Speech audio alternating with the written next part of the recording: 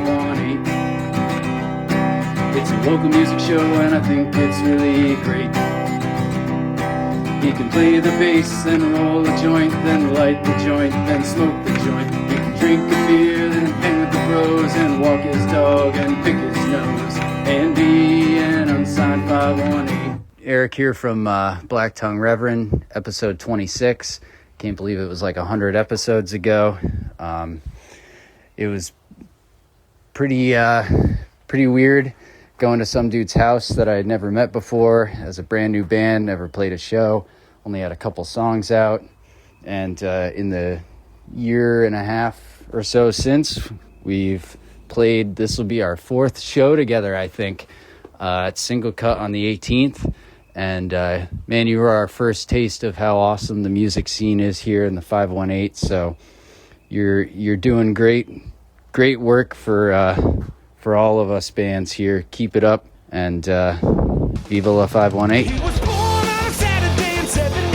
He loves punk rock music, but that is a 13. Jamming in the dazzle jam. Rocking out on the bass guitar with the shortwave radio band.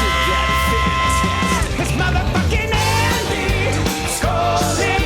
Look at motherfucker, 'cause here it comes. Andy Scolding, wearing his orange hat. Welcome to Unsigned 518's 2-year anniversary special. It's hard to believe that it's been 2 years, but May 17th, which is today as this episode airs, May 17th, 2022, was the very first episode of Unsigned 518 with Mikey Baish of the Sugarhold. And since then, certainly a lot of stuff has happened with the band, the Sugarhold, with my band, Shortwave Radio Band, with the podcast, with a lot of the guests, and the scene in general. Like, a lot has happened. Mostly good things, some maybe not so great things, but mostly really good, positive things. The scene seems to be growing and thriving, and everybody helping each other.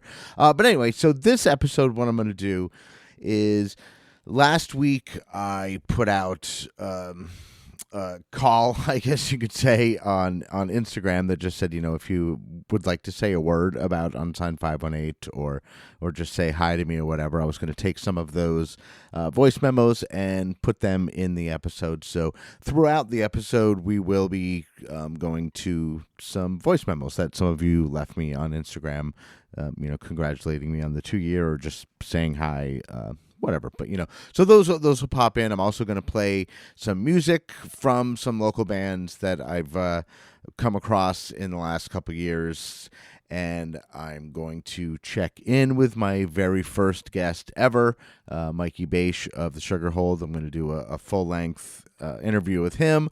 I'm also going to check in with my second ever guest, Chad Flewwelling, of the band E.R.I.E, and it's funny because the day that we recorded episode 2, I had never met Chad, and I was already a fan of E.R.I.E, so it was kind of like, wow, this is really neat. Like, I just started this podcast in my garage, and day 2, I've already got somebody that I'm well aware of and a fan of their music, hanging out. And since then, Chad and I and all the guys in E.R.I.E and I, and with the band, with Shortwave, we've all become friends in real life, and I say that as if none of these friendships are real life, but I mean, we've developed a deep friendship. So, we're over at each other's houses, and we've integrated friend groups, and it was just kind of a cool thing that it was just, second episode, and I've made so many friends. I mean, literally every episode that I've done since day one, I've walked away with a friend. It's kind of how I feel, like, I know so many people now, and it's just a really cool thing to be able to keep this going as a fan, because I've always been in radio, and I was always a fan of music. So, like, even in radio, when it was supposed to be like, this is no big deal for me, it was always a fucking big deal for me. Talking into a microphone was a huge deal for me. It's something that I've wanted to do since I was an actual baby. There's pictures of me walking around with my sister's jump rope, talking into it as if it were a microphone. And that's just always been my thing. So because of, I guess, all of you listening, I get to do that. And I know, it's, I don't know, it's just a really cool thing. So I guess thank you for listening. I'm putting this episode together. I hope for your enjoyment. Like I said, I'm going to have music. I'm going to have people checking in. I'm going to do a couple of full-length interviews. And I guess whatever else. I don't know. We'll see what happens. But I think we're going to get started. I'm just going to start off with some music. So this is a band I had on the show, probably a couple months ago at this point. Have kept in touch. I actually, they came on my radar and I reached out to them. A lot of the times people on the show will reach out to me, and sometimes I'll reach out to, and they were one of the people that I was like, I really like your shit, and would really love you to come on the show. And the band is Anacortez, and they just played a show recently with Plush and Deveria at Empire Live. That, I saw the pic they were playing for. A fucking huge packed house at Empire Live. So like, they're really crushing it. I really like their music, and they're really cool people. So we're gonna listen to another sad song from Anacortez, and then we'll be right back to talk to Mikey Baish of the Sugarhold. Hi, Andy. It's Jesse here with Anacortez, a veteran member, I guess you could say an alumni of your show. Just wanted to give you a big thank you for what you do for the music scene here in the 518. You are awesome. We need more people like you, uplifting, supporting local talents. You're really, you and your band have been great.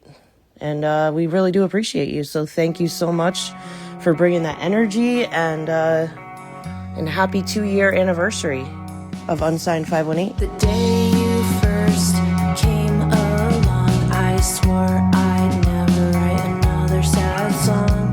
Here's one more sad song for you. After everything you put me through, and I couldn't hate you if I wanted to. I tried to give you something real to hold on to.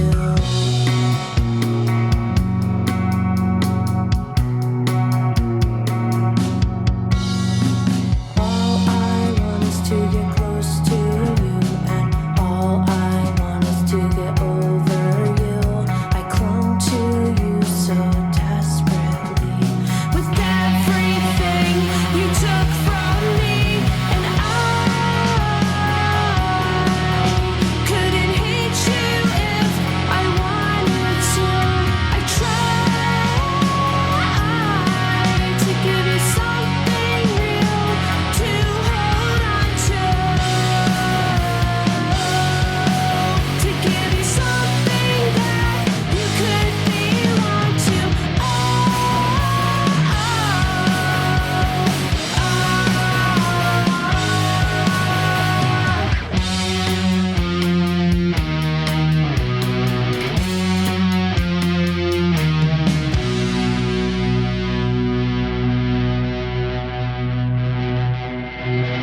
So that was another sad song, Anacortez, and in the beginning, a little message from Jesse of Anacortez, and I super appreciate that message and all the messages that came through that we'll be hearing throughout the episode.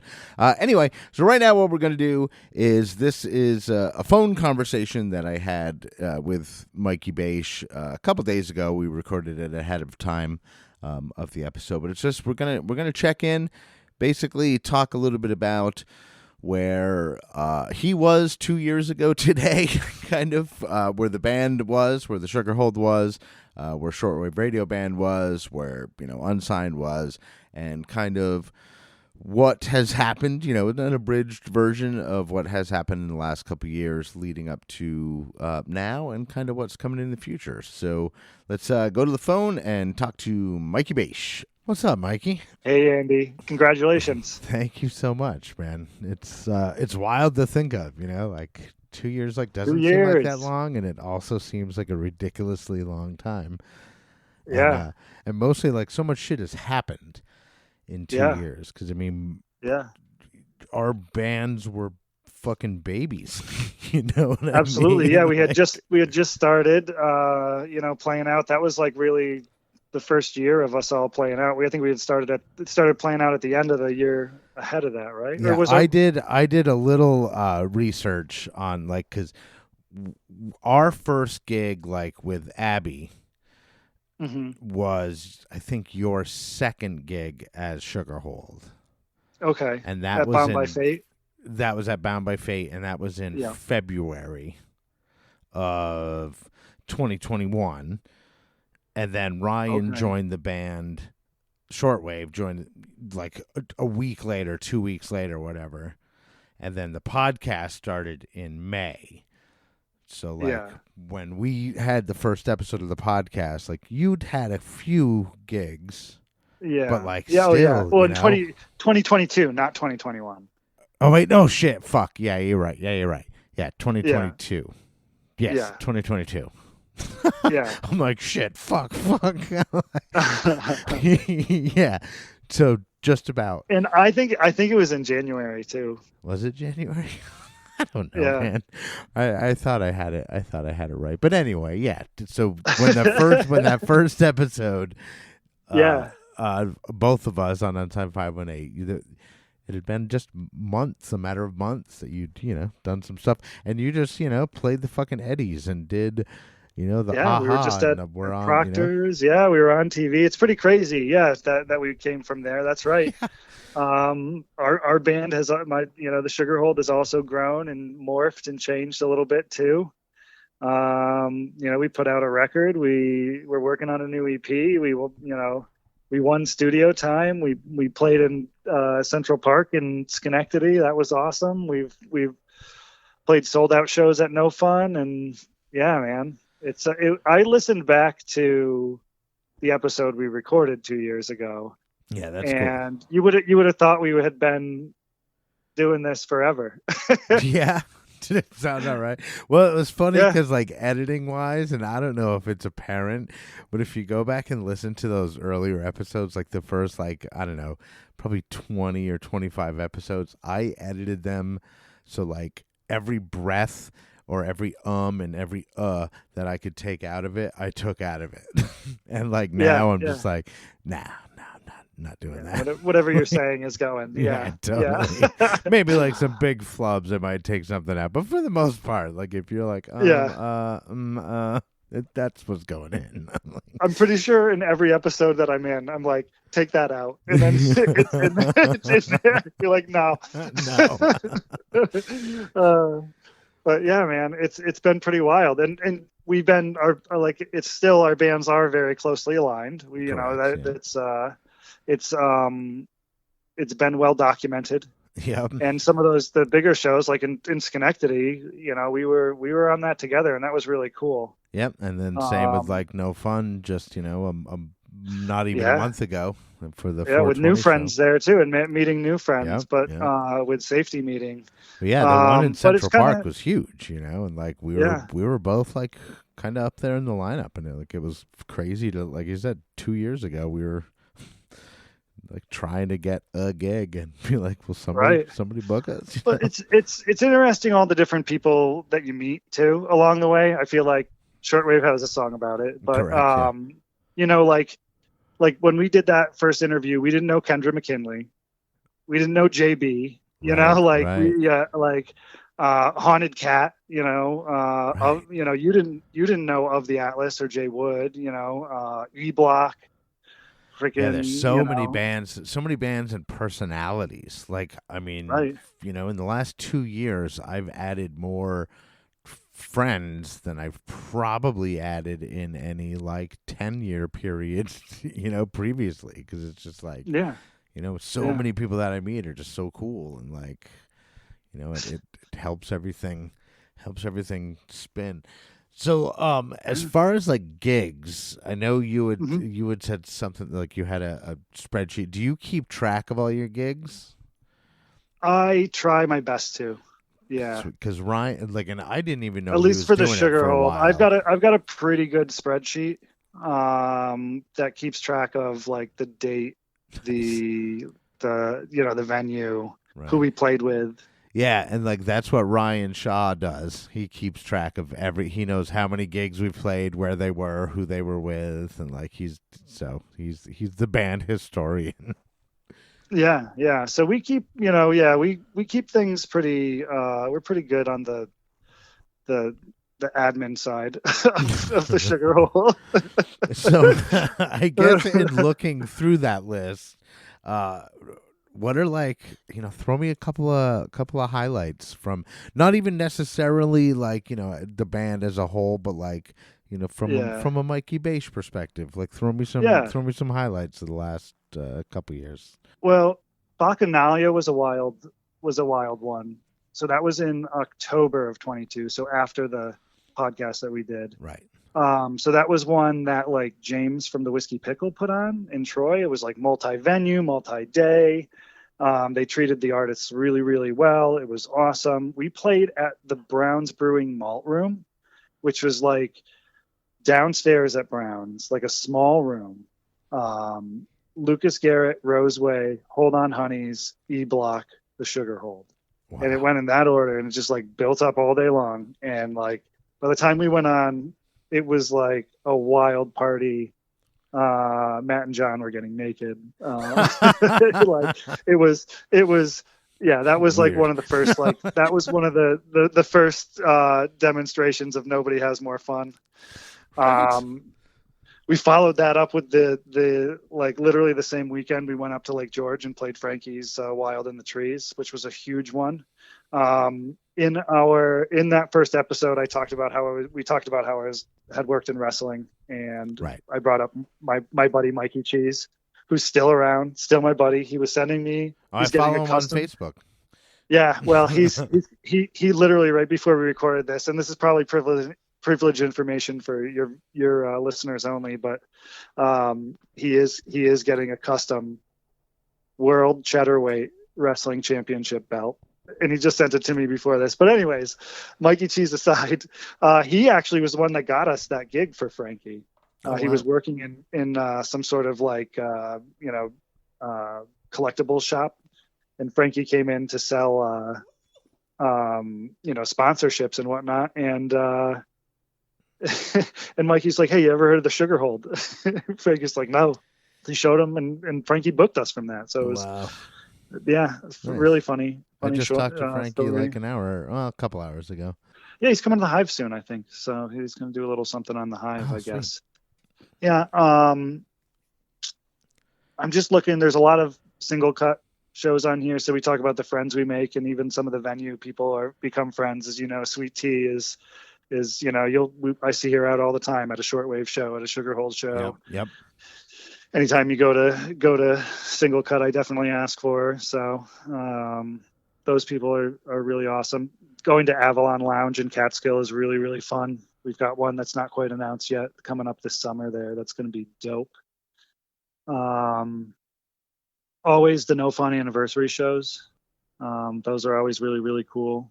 It's more like, a lot of times it's more like the venue itself that I get into or whatever, or we played Yort's Party Gras with I think that was when Dan was on paternity leave, so we had Ben from the Greetings on guitar for that. We've had different people fill in. Rob Deluxe, Fleming from Roseway has filled in. Ben from Greetings, that sort of thing.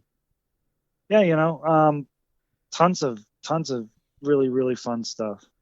We've gotten to play a Rare Form anniversary party, was really cool. Andy Palooza 1. Yep. And Andy Palooza 2 as well. As we record this, it's coming tomorrow, because it's funny how it fucking works too, is because the 2-year anniversary of this podcast is 5/17/2022, which is today, and then Andy Palooza 5/18 is tomorrow. And then my birthday Well, is actually on the 20th. Why didn't you release it? Why wouldn't you have just waited one day to release that first podcast? It wasn't up to me, man. And you know what's funny? Oh, It's like okay, I didn't even okay. realize I'm sure no one it. thought of it at the time. Or Yeah, else yeah, but yeah, it definitely wasn't up to me. yeah. And you know, now that like it's like regular episodes come out on Tuesday, that's just kind of like that's how it was. Like, but I didn't choose that. It was just like, all right, you know, the episodes Yeah, come you're out on just going Tuesday, with and I it. was like, all right, whatever, cool. And now I just I you know, like it. I keep- listen to them at work, so yeah, and then I do the one on Thursday or whatever. But yeah, it wasn't my choice. But yeah, thinking back on it, I'm like, motherfuck.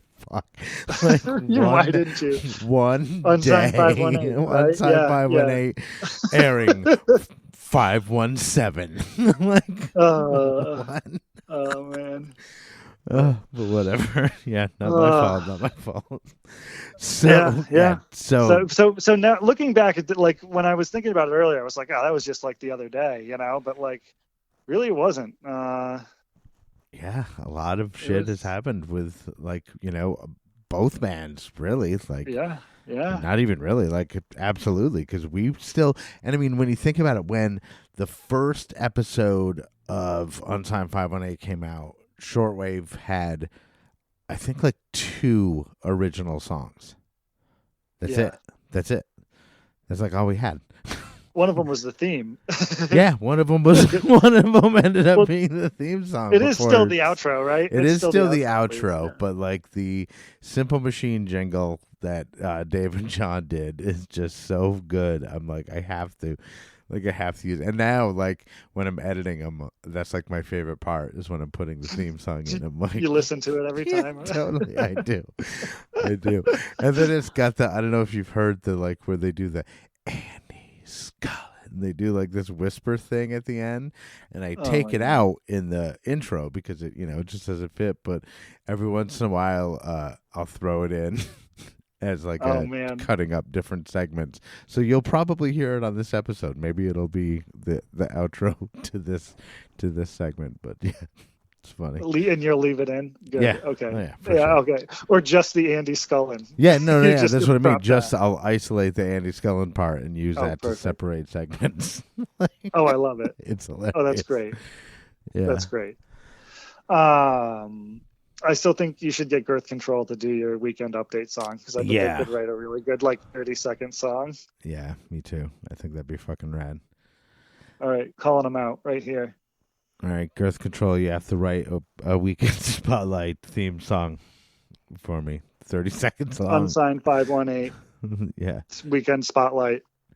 30 seconds They'll long. take up half the Exactly. song just saying it. Right.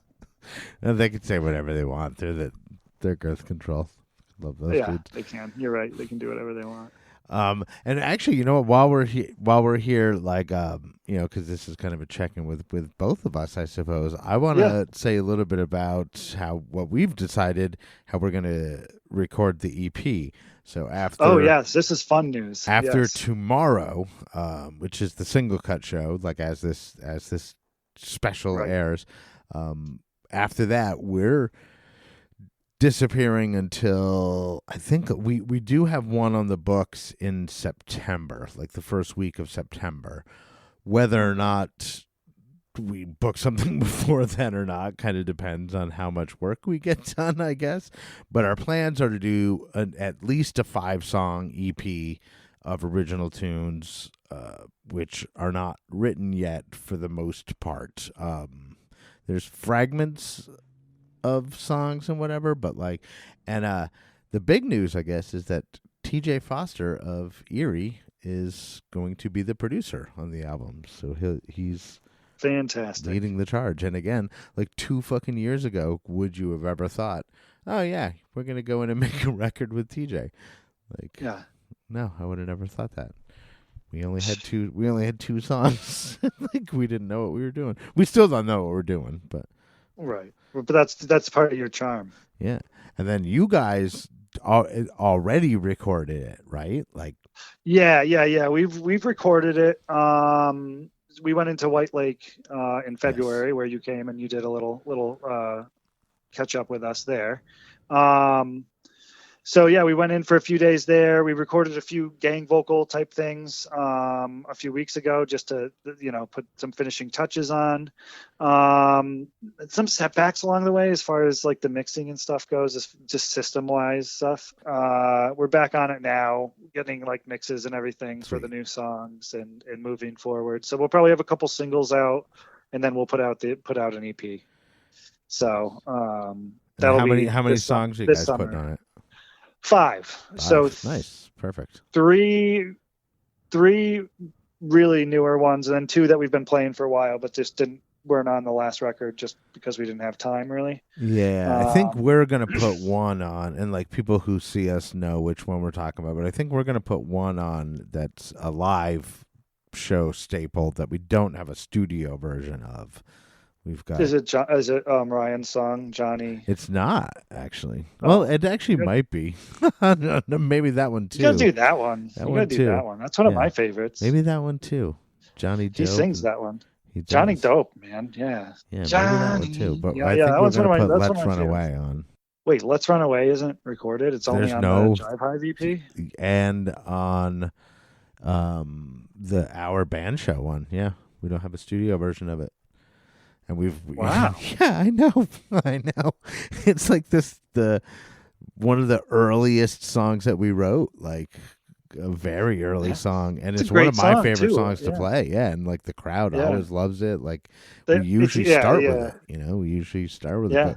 But other than those 2 live versions on the live EPs, there's no studio version of it. So wow. Yeah. Wow. So we think we're gonna put TJ up to the task of creating a studio version of that, and maybe even Johnny Dope as well. Yeah, that would be my request. But, maybe we'll do a 7-song EP. I don't know. Hey, do a full length. Yeah, I mean, maybe. Who knows? Yeah, I've already got artwork for an album. Hey, I've putting the cart before the horse. Yeah, totally. I've got a sticker. Yeah. I know. It's inspiration. That's fine. It is inspiration, yeah. And I like doing that stuff. So anything else you want to touch on in the last like couple years, or anything coming up like soon that you want to? We've got some fun stuff this summer. I don't know how much of it is announced. We'll be announcing soon. We're going to be playing. I know they're playing at Andy Palooza, but Alec Lewis Group and Jagaloons with the Sugarhold at Great Flats. We're coming back to Great Flats for one night. A little early show in June. That'll be June 14th, I think. And then we'll do a Troy night out at 518 Craft in June. Nice. Go down to Avalon, and then hopefully a couple festivals we've been talking to, and we'll see if that comes through, but nothing set in stone there. Cool, but definitely going to be a busy summer, I think, for all of us. And I think I don't know. I just sense nothing but good things going into it. There's a lot of good things happening in the area. So, yeah, man, it's good to be around right now. It's a good time. It really is. It's been a good 2 years. Again, congratulations, man. I'm really proud of you. Thank you. I remember when you were first talking about getting this going. Yeah. And I was like, that's an awesome idea. I'm proud to be an early supporter and frequent flyer. I'm glad to be on here to celebrate with you. Congrats again. Cool, man. Thank you, man. I really appreciate that. No problem. Love you, buddy. Love you too, man. All right, so that is Mikey Baish of Sugarhold. Do you want to go out with a Sugarhold song? Yeah. Let's do, since we were just on Aha, and I don't think I can get you that version, but let's play TV Screen. Cool. The Aha meaning the show that made you liars, because I saw you on the TV screen. yeah. We decided that we were going to make an exception for public television. So there you go. Actually, that's good. That's a good exception. Hell yeah. Exactly. All right, cool. Well, Mikey Baish of the Sugarhold, and right now let's hear TV Screen, and we'll be right back on the 2-year anniversary special of Unsigned 518.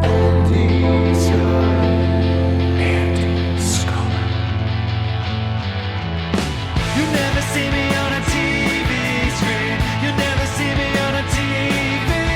I mean it. I really mean it. I mean it. I mean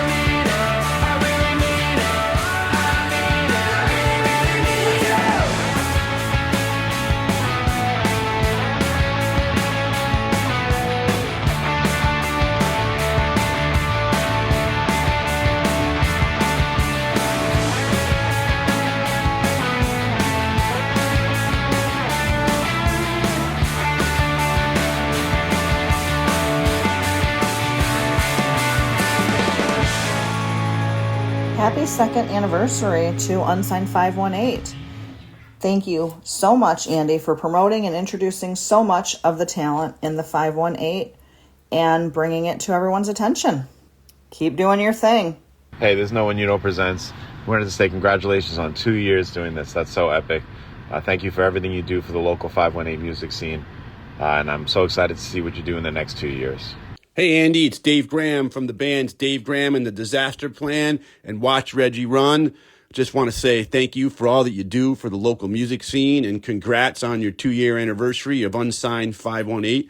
It's a great podcast. I always enjoy listening to it. So here's to the next 2 years and keep rocking, man.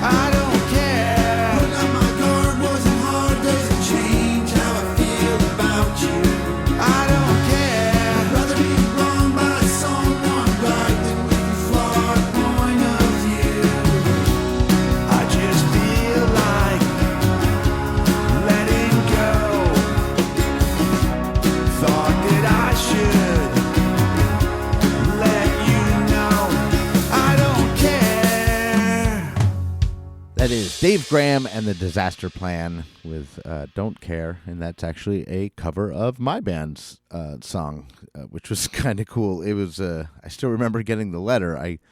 It looked all like legally, and it was, and I knew it was like something music related because you have to like create like a doing business as kind of thing. Like, it's a long story, but anyway, I created a name, Skull and Crossbones. And that's the only time I've used it on anything. And it was like, to Andy Scullin, care of Skull and Crossbones. And I was like, what the shit is this? And I open it up, and like I'm reading it, and I actually had to call Dave Tayo because I'm like, what the fuck is this? And I broke it down to him, and he's basically like, oh, well, someone wants to do a cover of your song, and this is like a letter of intent, basically kind of like they don't have to necessarily ask permission, but they have to like let you know that it's there. And I don't know, maybe you can review. I don't know, I don't know how it works. I'm certainly not a lawyer. Anyway, so Dave Graham and the Disaster Plan were doing a cover of Don't Care, and in the letter it like specifically said like, do not contact the artist, Dave Graham, like, do not contact him directly for any reason. Any correspondence needs to go through the lawyers. So the very first thing that I did is I found Dave on social media, and I sent him a message. It was like, hey, dude, I think that's so fucking cool that you want to do a cover of our song. Like, I can't even believe what I'm hearing. And like, Dave was just such a really nice guy, and like, we had a good conversation right out of the gate about that. And then I had him on the show, and he's just a really nice dude, and he's in, he does Dave Graham and the Disaster Plan, and then he has a band with his son called Watch Reggie Run, which I believe that how he described it was, it's like kids music that adults will like. And like, they've got an impressive catalog on Spotify. So I'll link it in the show notes. Not only Dave Graham and the Disaster Plan, but Watch Reggie Run. So go check that out. It's really, really good stuff. And also, so not only did Dave just do like a cover of one of our songs, he did an entire album called Appreciate the 518. And what it is basically he would take songs that were more rockin' songs, and he would give them a more stripped down reimagining, and then he would take some songs that were more stripped down songs and give them a more rock imagining. And it was all 518 artists, and the name of the album is Appreciate the 518, and he does covers of Cersei, Girl Blue, E.R.I.E., Sydney Worthley, Black Cat Elliott, just a bunch of cool bands in the 518. So I will also link that in the show notes. So Dave Graham and the Disaster Plan, Appreciate the 518. It's a really great compilation. I've listened to it quite a bit. It's fantastic, not just because he did a cover of one of our songs, but because it's really great, and he's a good dude. So go check it out. And before that was obviously a nice little message from Dave Graham himself. Also, Know and You Know presents, and my friend Angela Toronjo with some words of encouragement. So I appreciate all of you. We are going to get to my interview with Chad Flewwelling of the band E.R.I.E. He was the second guest ever on Unsigned 518. Like I said, that's when we met and became friends. So that's coming up in a little bit. I do want to just play some more tunes, though, if that's all right with you. So I'll play some more songs, maybe a couple more of the voice memos, and we'll get to the interview with Chad Flewwelling. And then I'm just going to play, there's something that I just really want to do. There's a band that they weren't one of the first bands. They were kind of somewhere in the middle, but they hit like every sweet spot with me musically. I like the sound of like 80s, 90s, like straightforward, 3-chord stuff. And I've always been a big ska fan. I've always been a big punk fan, big skate punk fan. So I'm going to play some music from a band that I've fallen completely in love with musically, and the guys in the band are also great. I'm not in love with you, but that's another story. But I'm gonna play some music after the interview, and I don't want to say it's like my album of the year, because that kind of makes it sound like I'm choosing favorites, but I'm gonna play a song from this band. I'll reveal it later, and I will say it's just a band and an album that you should check out. Like, so it's not album of the year. It's just album Andy says that you should certainly check out. So we'll get to that in just a little bit. But right now, I'm going to listen to some music from the band Head Sound. This one is called Optimistic, here on Unsigned 518's 2-year anniversary special. Hey dude, this is Stubby from Head Sound. We miss hanging with you and drinking aquavit, and Richard especially misses Calvin.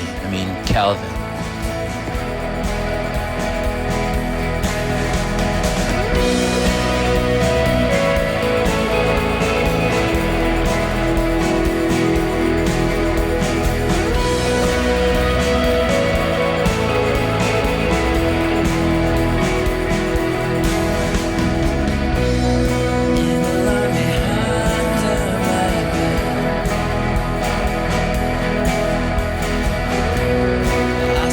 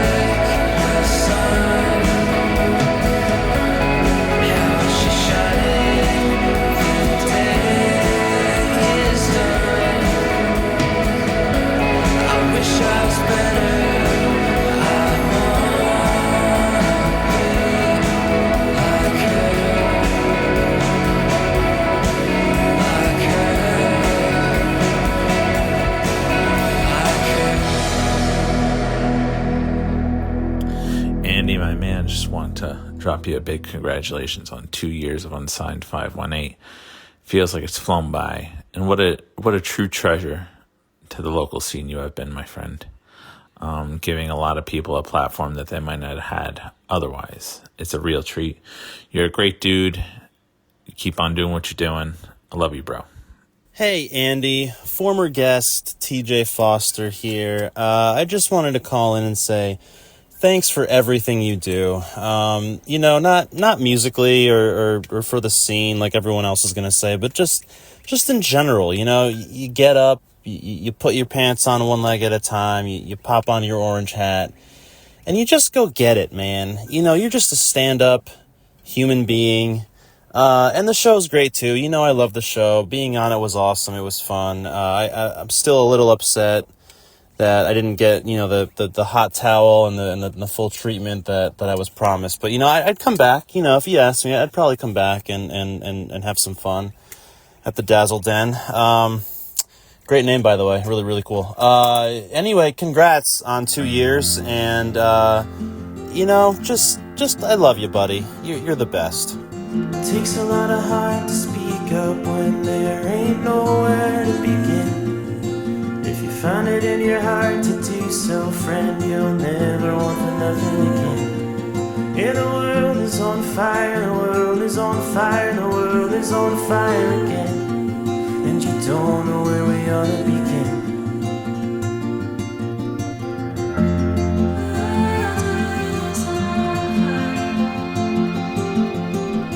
Find a little time to make amends. Hell, what have we got to lose? We could find another planet for our kids, but we'd probably fuck that one up too. Yeah, the world is on fire, the world is on fire, the world is on fire again. And you don't know where we ought to begin. Should've done more, should've done more, could've done more with my life. Should've done more, should've done more, could've done more with my life.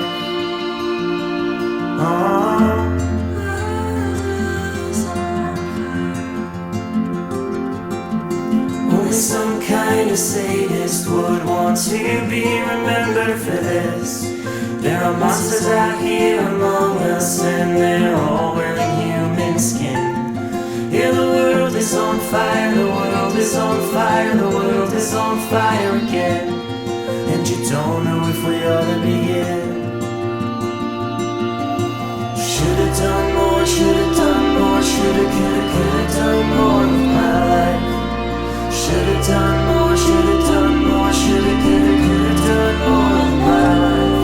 I got the radio on, and the bombs dropping right outside. It's the beat of my heart. It goes thump, thump, thump, thump, thump, thump, thump.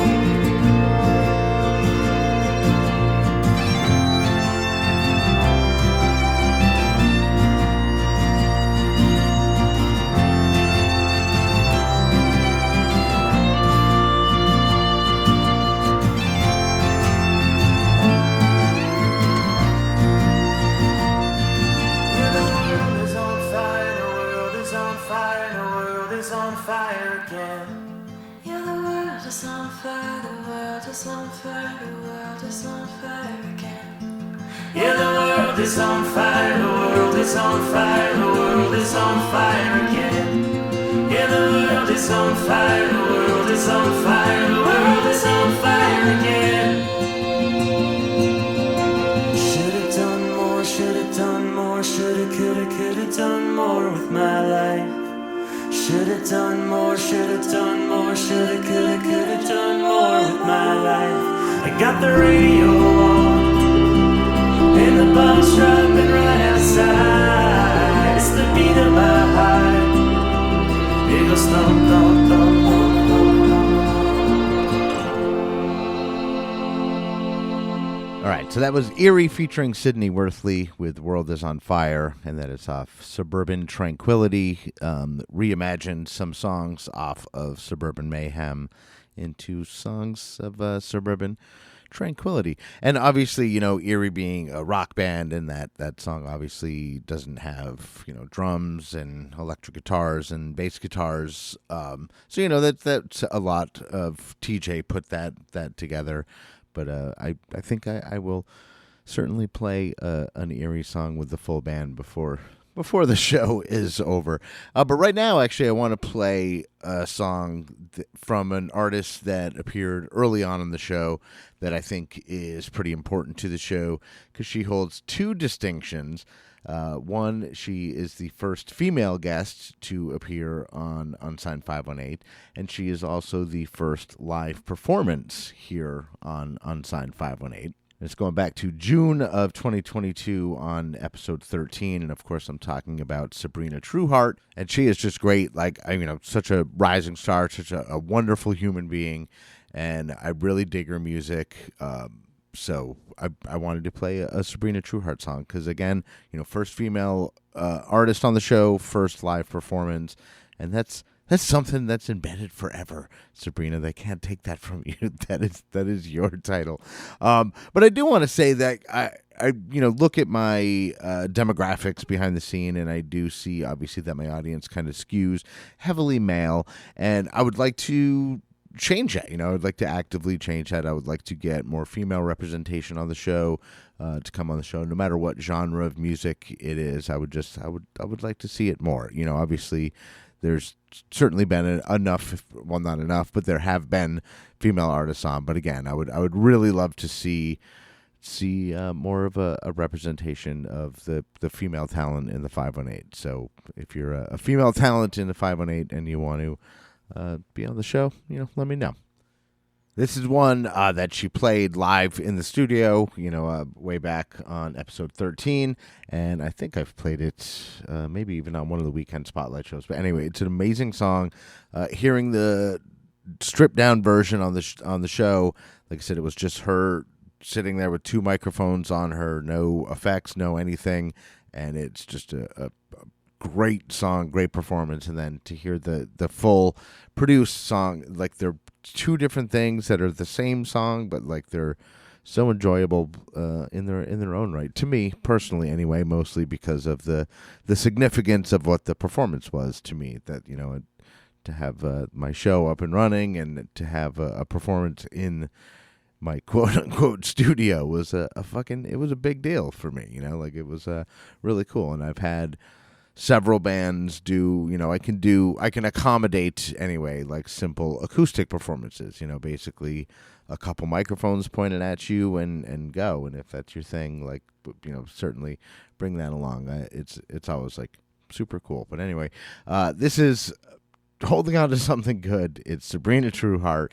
And then we'll be right back to talk to Chad Flewwelling of the band E.R.I.E.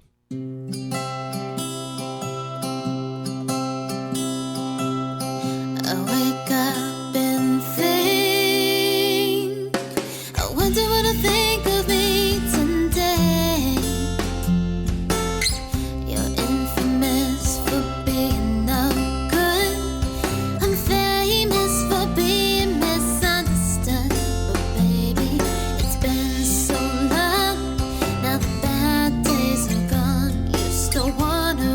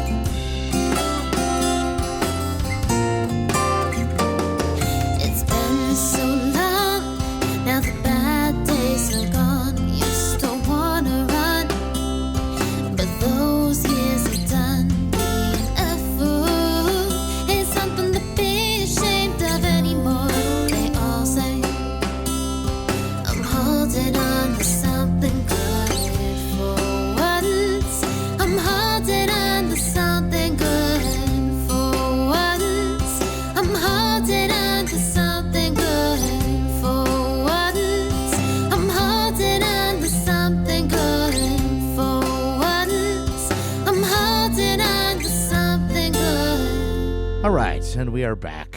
We are here with Chad Flewwelling. Hello. How's it going, man? It's going very well. How are you, friend? I'm awesome. We have so much to talk about. I wanted to do this. Like I said, I just talked to Mikey Baish of the Sugarhold. He was episode 1, and you were episode 2. And I think that the main difference between the first 2 episodes and the people that I had on is I knew Mikey ahead of time. Correct. And, have known him for years, and like our bands kind of started at the same time. The Sugarhold and Shortwave kind of started at the same time or whatever. But like the interesting thing is that you were my second guest ever on the show, and that was the day we met. It was. That was the first time I ever met you, and it was here at this dazzliest of dazzlies. Yeah, it was in a different space, different setup, but same room, same vibe. But like since then, we've become super good friends. Pretty good friends. We're like in the same circle of friends. You're friends with Bill and OCL, who are my friends, and they're who happen to live neighbor. next to me because we released a record in the last 2 years, and OCL bought it, not knowing that I lived in the house directly next door to him. Yes, and now we hang out all the time. Yep, yeah, and that's I don't know if we did tell that story. No, we definitely didn't tell that story in the podcast because Suburban Mayhem wasn't even out yet. But you just got the 2-second cliff note of. Well, we can go a little deeper with it. So, my friend OCL, he was a fan of the band, correct, before the podcast. Well, no, because he was before the podcast, or maybe it was on the podcast. I think what he said was he listened to the podcast because it was your second podcast. Maybe it was.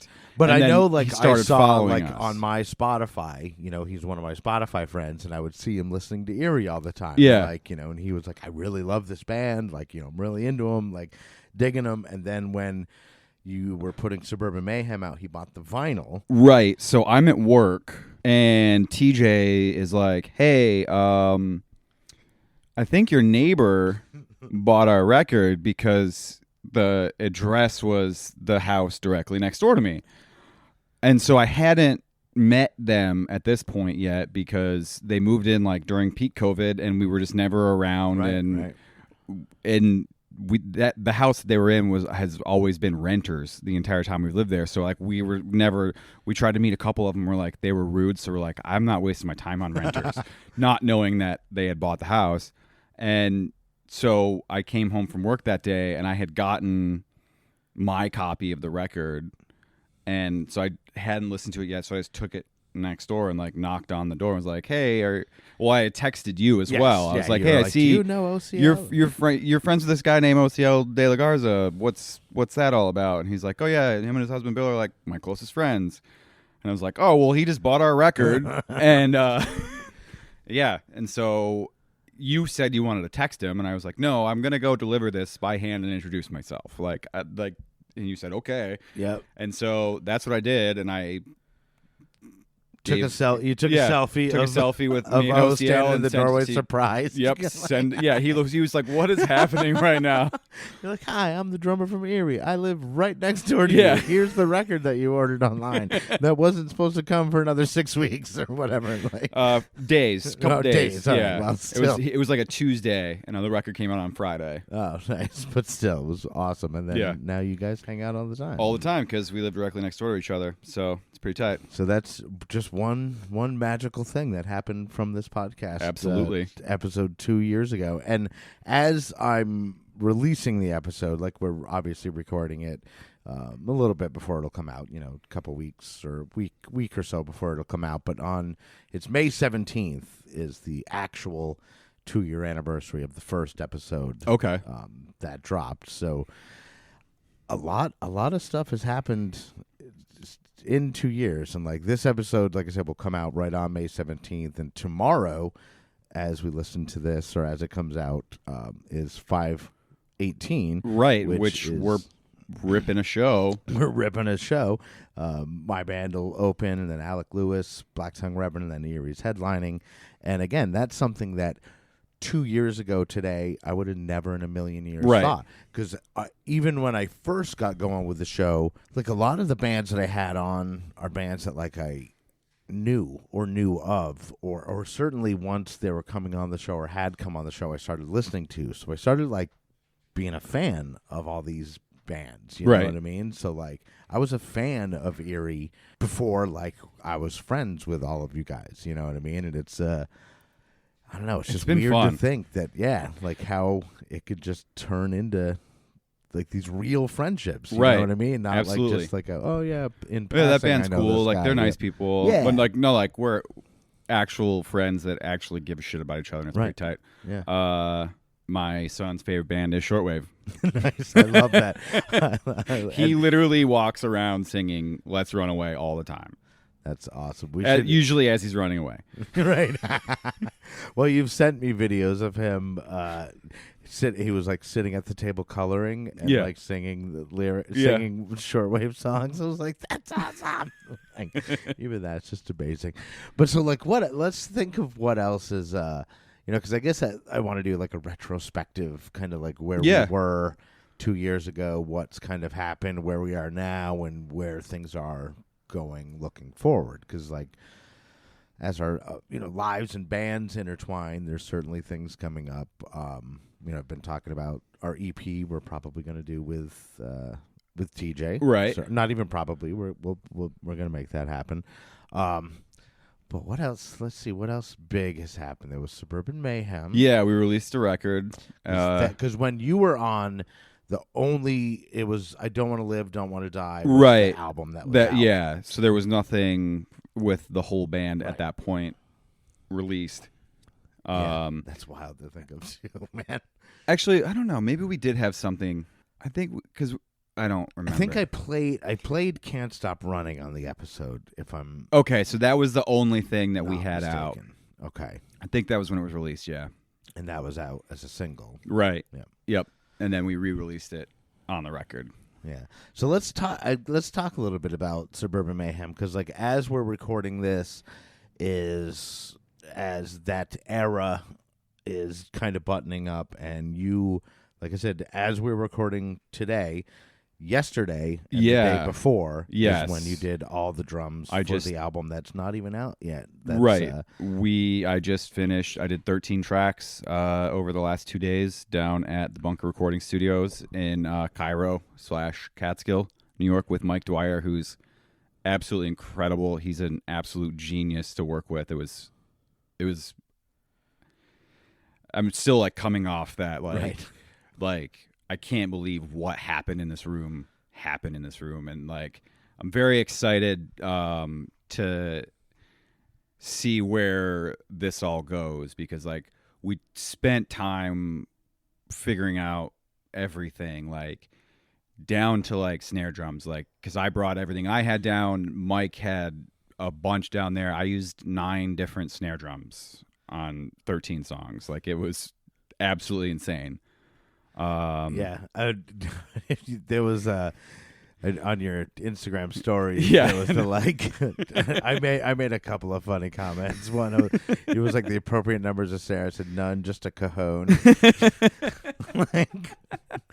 And then one, it was like plot twist. All of these are the snare from Metallica's Saint Anger. Yeah, that's 9 Saint Angers. It's pretty good. Yeah. So, but no, the even just like right now where these songs are, from where this band came from the last 2 years, like we have been working nonstop Right. at just getting better and better, And it shows, you know, and TJ's an absolutely insane songwriter, and like the way his mind works and gets things and ideas together and organizes everything. It's like, it's just been really awesome. So, And so, how long was the process from like the beginning of? And you don't have to go into details if you don't want to, but just like a rough, like just, and almost like out of my own curiosity, because we're about to do like, we want to do 5 songs, which is like half a record, but like on a timeline, like from writing to polishing the songs to recording to releasing. What kind of timeline are you looking for when you did Suburban Mayhem? On Suburban Mayhem, we had the songs that we were working on for that album took 2 years to put together. Because we started right in 2021 when COVID was still happening. Right. TJ had sent all the tracks out, and we were going through everything and writing our parts, but we weren't getting together that often still at the point of writing and getting everything that together, because we all have kids and we're being cautious due to the state of everything. And so then we started playing more shows, and we started getting more rehearsals and going through that. But that was a 2-year process to do that. I mean, on that one, I did the drums in like 3 separate recording sessions, and the first one was in like February. I was in TJ's garage. It was like 30 degrees outside, so it was freezing. And so there was like differences in the sounds of the drums, because I used different I had different heads on stuff, and like different time, it was 3 different times I set up to record, so it just came out. I don't think other people can hear it, but like I hear the differences, and like, oh, I know that was a cold day, and that was like, that one was in May, and then that was in August, so like we spent a lot of time on that one, but this next one we have really streamlined the process, so that's gonna be nice. And so where are you at with, I know like I said, your drums are basically, they're finalized. No, everything I did yesterday is what's going to be for the most part on the record. I don't know unless they change something after the fact, but it's going to, they're going to mix and master everything. But and is that because whenever we've done song, it's usually like drums first, right? So I got all my stuff, and so Levi was down there on Saturday, and he tracked some bass as well. And actually, right now, TJ and Levi are down there and finishing up the bass. So the plan is we're gonna have all the bass done, and then because we're working with Alec Lewis on this record, he's helping us produce it. Well, he's producing it.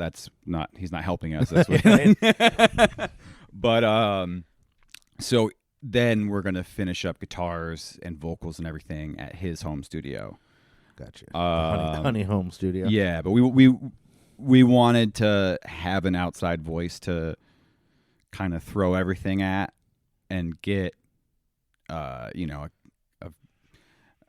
guess like a non-affiliated person that, sure, what I mean, like just to have that extra set of ears, who we also respect. Like Alec is incredible at what he does.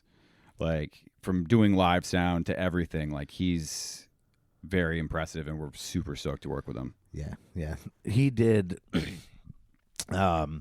engineered Plastic when we recorded. Oh yeah. Plastic, and then Dave mastered it. Is that the correct? Correct. Maybe like mixed and mastered. Yeah, mixed and mastered. Yeah. But yeah, Alec is awesome. He's really awesome, and he's really, really good at what he does, and like a super cool dude. Yes. So that's where we are. We're finishing that up, but we have to have this record out by the end of the year, because we did something fun and applied for a grant through the Saratoga Arts Foundation, and we got a grant. So part of the grant is we have to have the record completed by the end of this year. And is that something? Like the applying for the grant, is that like something like, do you think that's like obtainable for like most bands, or is there like a certain threshold that you have to have? I don't really know. So I know Angelina Valente got it last year. Okay. Which is and how is it just like one or a couple a year, or they do it like once a year. Cool. Where they give these out. And we applied and explain what our goals were to do with this new record, and where we were and what we had to do, and we are super thankful that we got it. Yeah, that's awesome. So I mean, fuck it. I say everybody just try to get it. Yeah, absolutely. Try to get it, and that would be. And to me, like, because I mean, you've known me like for a couple of years now, and like I think my style is to typically to like just like set this goal, make it public, and then hit it. Right. And like that's what I'm doing with this EP. Like I was just, and obviously as a band we decided we were going to do this, and then Right. it was just like, all right, I'm going to put it out there, and then we have to do it. Yeah. So getting like a grant like that, where it's like, it has to be done. Right. Like by it literally 11:59 has to be PM on 12:31. 12:31. If it's not out by then, forget about it. Yeah, that's and that. like to me, that would be just such a like. All It's- right, here we go. Well, and so we applied for it last winter. Okay. And we, knowing that was a condition of it, we went into this year with that mindset. So that's how we haven't played this. So also back to this on 518 Day. That's our first show in the area all year. Almost 6 months into we've the year. played no shows. Yeah. So we've just been working on writing. So it was weekly sessions that we would get in, and we were under the expectation, like we were working as if we were getting the grant, and then we got it. So it's very good that we worked as if we were getting the grant, because now we're ready to rip. And like in talking with TJ a couple weeks ago, on his episode, I think it was episode number 120. If anybody wants to go back and check it out, he was talking about how you guys were kind of working on like a couple songs at a time. Like, you'd be like, these two songs, and that's. For anybody who's putting together, like when because when you're doing singles, it's one thing, but when you're putting together this whole thing, you have to look at it, broken up or segmented. So one thing that works really, really well in our advantage in E.R.I.E. is that both TJ and Matt are like data nerds. So like they just organize everything. We had like spreadsheets. We have spreadsheets for everything. Like TJ and Matt love spreadsheets. And so we had every week organized starting in going into January. We had all of our rehearsals lined out because TJ put all the songs that we're working on now up in our drive folder last. It was not long after Suburban Mayhem came out when these songs started popping up. Right. And so, we kind of, they were out there, but we're not focusing on them because we were doing, everything we had to do last year. But then we figured, the year's over, what's the next thing? So, but we had every rehearsal mapped out to 2 songs on spreadsheets that we just kept going. Because and I don't know if when we're doing REP, like I want to because I'm an organized person enough, I guess. Like when it comes to certain things, sort of. I know I'm not really selling it, but like I think I want to approach it that same way, where we're trying to write the songs, right? Like the songs that are going on the album as of like right now don't fucking exist. Right. You have to make them appear somehow. So yeah. So I think approaching it like that, where it's like we gotta focus on this is our having goals, like everything lined out, like looking at it big picture, right? Like we have to be by the end of this. We have to be done. Yeah, and we're only going to try to do 5 songs, but still for us, that's like and you're trying to do it in like 3 months too. So you have to just. Yeah, and again, right now, like, and it's kind of wild at the point where we're at now, because I feel like we're like on the roller coaster where we're climbing up, because we have another gig coming up before we are take even this break. Take this break. So like we still can't focus on the record. You're trying yet. to you're just trying to. But yeah, come May 19th, we're shutting off, and we don't have anything booked until September. We have May 18th, and then we're doing a private party in July, but that doesn't count. That's just going to be a fucking party. Just to get together, yeah. We've got a couple. We're going to go play a show in Vermont next on the 24th. So the week after Andy Palooza will be in Vermont at Charlie O's with with Embers and Umbra is the band that we're going to be with. That I met their drummer. He used to live out here. I sold him an interface, and we've kind of became like we were going to become friends, but then he moved. But we've been social media friends for like 4 or 5, 6 years now, it's been a while, and his band's doing stuff. So I was like, hey, I'm in a band. They're a band. Like, so we're gonna go out there. It'll be our first show out in Vermont, and then What part of Vermont is it? in Montpelier. Okay, nice. So it's world famous Charlie O's is the name of the venue, but it's gonna be fun. But we have that, and then we don't really have a ton else after that because it's just getting this record finished. And and it's a lot of work, like a lot of work. And if you have, I'm just very excited because all my work's done too.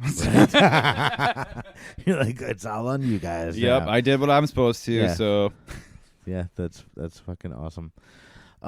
So we got Suburban Mayhem came out in the last 2 years.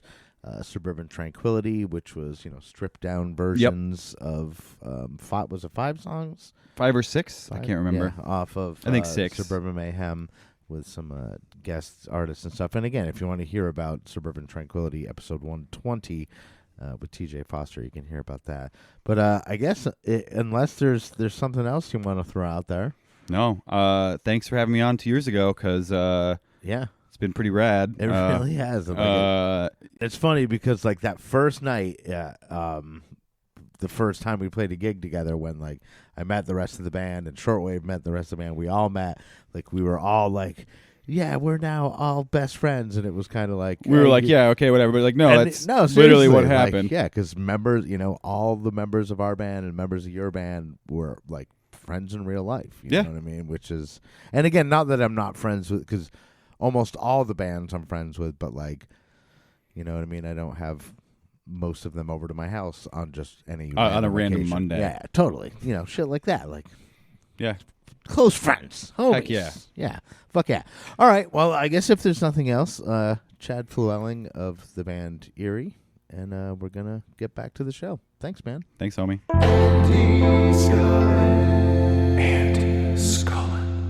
All right, so that was my conversation with my good friend Chad Flewwelling, drummer of the band E.R.I.E. And earlier I played the Tranquility version of World is on Fire with Sydney Worthley, and was saying obviously they're a rock band, and that's a stripped down version of it. So I wanted to play mostly because like when TJ first sent over the album, I told him that one of the cool things that I enjoyed from it is I would listen to, the original version, and then I would listen to the Tranquility version and get the differences between them and the similarity. You know what I mean? I thought it was a really cool thing to do, and I told him that, and he liked that. So I'm actually going to play. I played World is on Fire, and I'm going to play another version of World is on Fire, and this one is not the one that appears on Suburban Mayhem. This one's actually live, so it does not have, because Sydney is on the studio version as well, but not on this one, because this one is live, recorded live at our band show down in Poughkeepsie, which is a super cool thing that you should totally check out. Our band did it. E.R.I.E did it. Snorts did it. I know there's a bunch of other bands coming up that are going to do it. It's a very cool thing. So just like our band show on YouTube. And we were actually, Shortwave, were the first ones to take the visual EP, as they call it, and they released it as just a regular live EP on Spotify and Apple and all that other stuff. You can find it everywhere. So it's just Shortwave Radio Band live on our band show, and it's I think it's 8 songs, 8 of our original tunes performed completely live, blemishes and all, although we crushed it. But you can find that on all the streaming services, and I'll probably link to that in the show notes. I have a feeling it's going to be lengthy show notes on this episode. But no, this is World is on Fire, the live on our band show version. It's E.R.I.E. Takes a lot of heart to speak up when there ain't nowhere to begin. If you find it in your heart to do so, friend, you'll never want for nothing again. Yeah, the world is on fire, the world is on fire, the world is on fire again.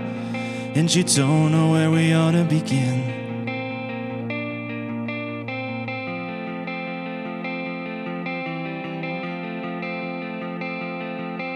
Can we find a little time to make amends? Hell, what if we got to lose? We could find another planet for our kids, but we'd probably fuck that one up too. Yeah, the world is on fire, the world is on fire, the world is on fire again. And she don't know where we ought to begin. Should've done more, should've done more, shoulda, coulda, coulda done more with my life. Should've done more, should've done more, shoulda, coulda, coulda done more with my life. Oh.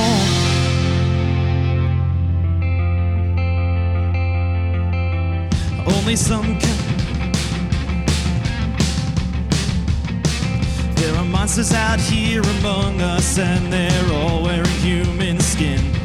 Yeah, the world is on fire, the world is on fire, the world is on fire again. And you don't know if we ought to begin. Yeah, should've done more, should've done more, shoulda, coulda, coulda done more with my life. Should've done more, should've done more, shoulda, coulda, coulda done more with my life.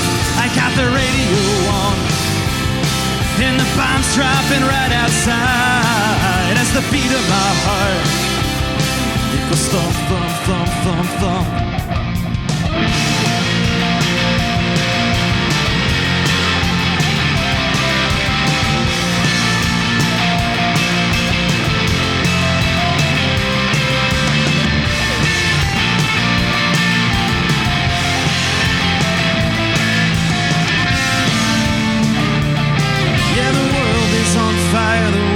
On fire, the world is on fire again. Yeah, the world is on fire, the world is on fire, the world is on fire again. Yeah, the world is on fire, the world is on fire, the world is on fire again. Yeah, the world is on fire, the world is on fire, the world is on fire again. Hey, hey! Should've done more, should've done more, shoulda, coulda, coulda done more with my life. Should've done more, should've done more, shoulda, coulda, coulda done more with my life. I got the radio on, and the bombs dropping right outside. As the beat of my heart thump, thump, thump, thump, thump, thump, thump. Hey!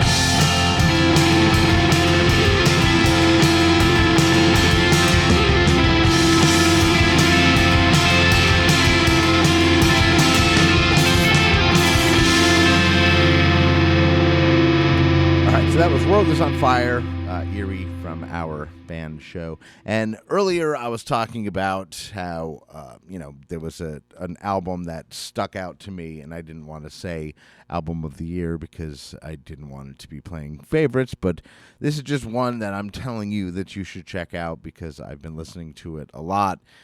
It's fantastic beginning to end. It's very ambitious, you could say. It's a 25-song album, and it's funny because in the beginning, when the band Girth Control is who I'm talking about, but when they were on the show, a year and a half ago or more, they were talking about the album, and I believe they were like, "Oh yeah, it should be out in a couple months," and it was, it's another solid year and a half, and they had said they wanted to do a 25-song album, and I remember just being like, that's nuts. And they pulled it off, and I don't know did they pull it off, but it's 25 great songs that, like, they fit together. I don't want to say a whole vibe, because that, but they are a whole vibe. Like, they're enjoyable to listen to. Their lyrics are catchy and funny and clever. The musicianship is super tight. All three of them are the lead singer, so they bounce, almost like Beastie Boys style, I guess, not to put too fine a point on it, but they throw back and forth with the lyrics, and they're just entertaining, and they're super great dudes. So it's Girth Control, and the name of the album is Life's Too Short for Girth Control, and again, a 25-song magnum opus, as it were. And it's hard to decide which song that I would like to play off of it, but I think what I'm going to do is play That's a Fucking Girth Control song, because the song was played on the episode that Girth Control were on, which is back January of 23 on episode number 56. You can catch Girth Control, but they talk about this song, and they were basically trying to come up with ideas, and they were like, well, should we write a song about beer, or should we write a song about how work sucks? And that ended up being the first two lines of the song, and they played it on the episode in January of 2023, and they released the album March of 2024, and it's out now, though, and it's fucking amazing, and I definitely want you to all check it out. But right now, that's a fucking Girth Control song, and then I'll be right back to wrap it up on my Unsigned 518 2-year anniversary special. Should we write a song about beer? Should we write a song about how work sucks? Think we might be onto something here. Should we write a song when we say the word fuck?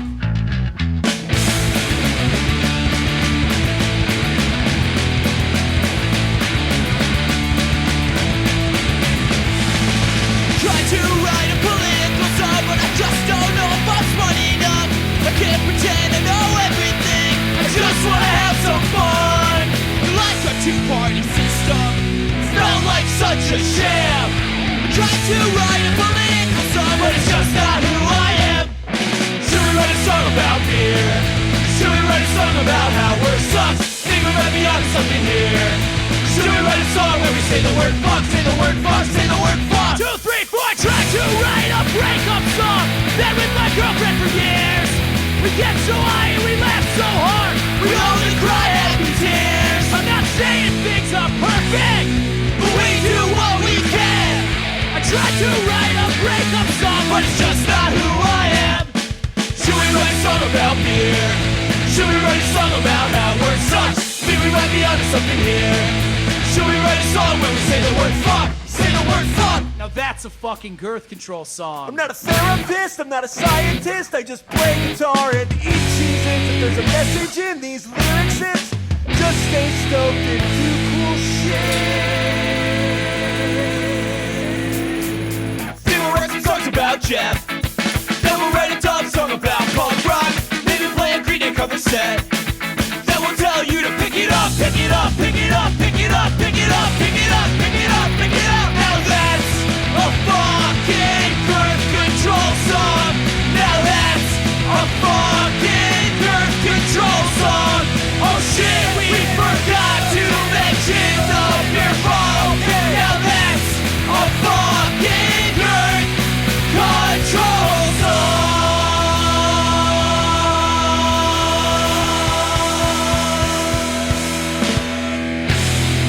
That's a fucking Girth Control song. That is Girth Control off their 25-song album, Life's Too Short for Girth Control. That's available on all the streaming services and Bandcamp. It's also available, I believe, on vinyl. They may have sold out, but maybe not. But go check Girth Control's Bandcamp, and I believe you can order the vinyl through there.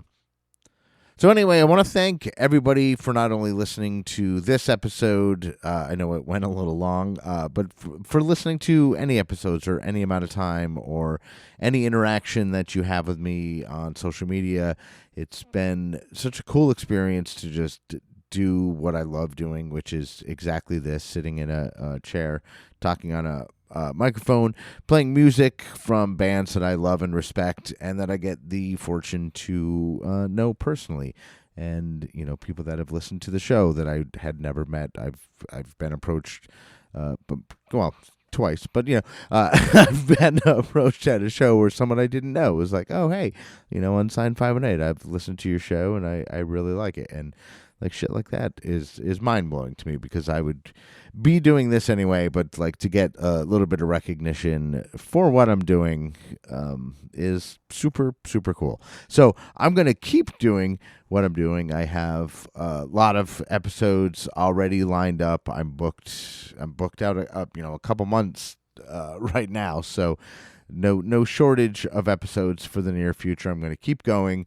And again, I suggest if you want to be on the show, reach out to me through Instagram. If I don't respond immediately, or if there's a lag in my response, just give me another poke. I'm I try to be good at responding to messages, but I can't always do it, but I do try, and I'm pretty fucking good at it, I must say.